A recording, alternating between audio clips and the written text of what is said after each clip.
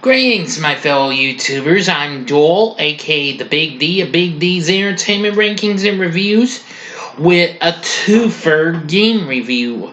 This time I bring to you a review of the Capcom arcade game Ghouls N Ghosts, released in the arcades in 1988, and its follow-up direct to Super Nintendo port, Super Ghouls N Ghosts from 1991. Now, Ghouls N Ghosts, I'm gonna say, well, I never could make it past the first stage, but after watching walkthroughs, I've seen it's a little more of a little better type game from its predecessor, Ghosts N Goblins. Now, in this game, you once again assume the role of the heroic knight Arthur as you'll guide him through 6 fun-filled, challenging, spooky stages. Although, like its predecessor, you go through 5 stages, but then you have to repeat them again in order to reach the 6th stage, where you must fight the sinister demon Lucifer, which was then named Loki in the direct-to-home console ports, which were the Sega Genesis, and which was released the following year in 1989, and the following year it came on the Sega Master System in 1990. Now, the Sega Genesis port is pretty loyal to the arcade game. Now, anyway, Princess Prin Prin has been taken again. This time, Lucifer has her, and you must try to get Arthur through many hazards and other obstacles along the way. You can collect various items, much more cooler than the previous game. You can get a sword, you can get like a discus, and which those are pretty powerful, and an axe, and there probably might be more. Plus, you can also get a gold armored suit, where you can charge yourself up and unleash a devastating attack with your weapon you have. Now, I will say it's a pretty cool aspect. Some of the stages are pretty cool too, actually, as a matter of fact.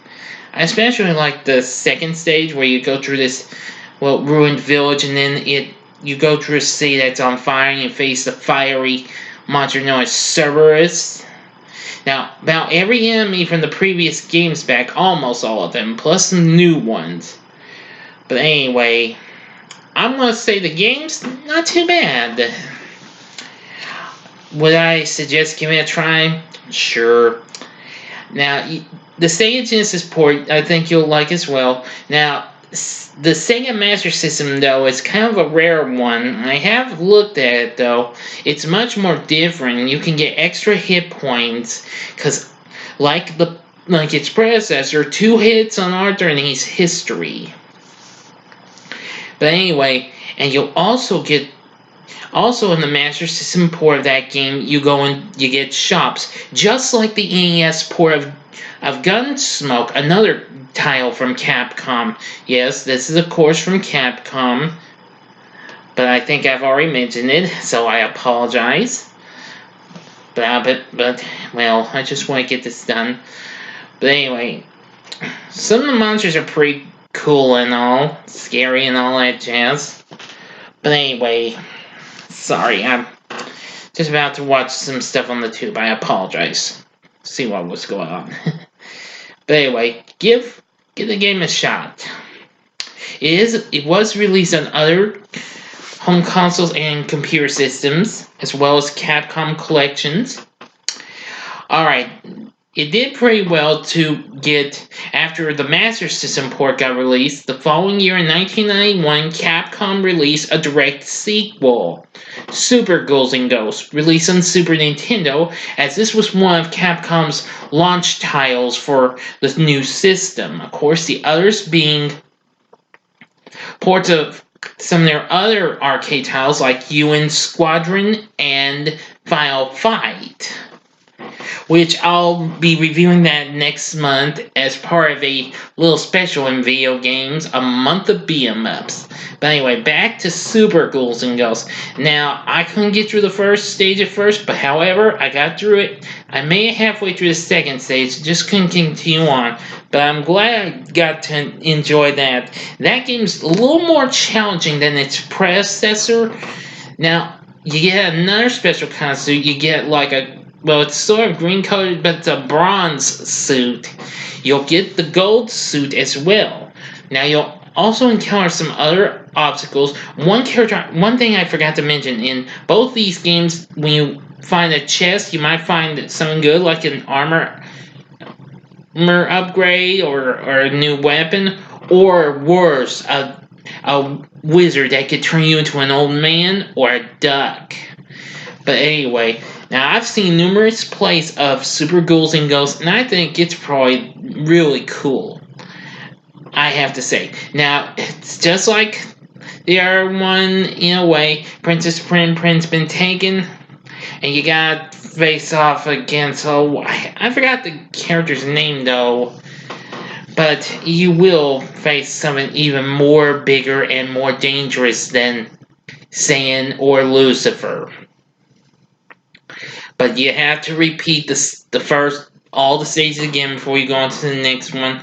I think you got 6 or 7 stages to go through, but they're all pretty cool and challenging, and it has a great soundtrack as well. Anyway, this was one of Capcom's most successful games on Super Nintendo, big million seller. So, it's pretty cool. The game's at a factually reasonable price. I've not encountered the Sega Genesis port of it at used game stores, but I think it's at a reasonable price too. But at a used game store like Game Exchange, which I've been to, I've seen Super Ghouls N Ghosts there. A loose cartridge goes for about in between $15 to $20 tops. But anyway, I do like Super Ghouls N Ghosts. It's pretty cool. Like I said, I may not have gotten far, but I still like that and its predecessor for certain reasons. But anyway, which is your favorite? Do you like Ghouls N Ghosts or do you like Super Ghouls N Ghosts? Tell me what's your favorite in the comments section. Also, like and subscribe to my channel, and thank you for watching this Two-Fer video game review. Now, my next game reviews will be coming out maybe next week when I review Monster in My Pocket for the NES, and I'll also be reviewing Lollipop Chainsaw.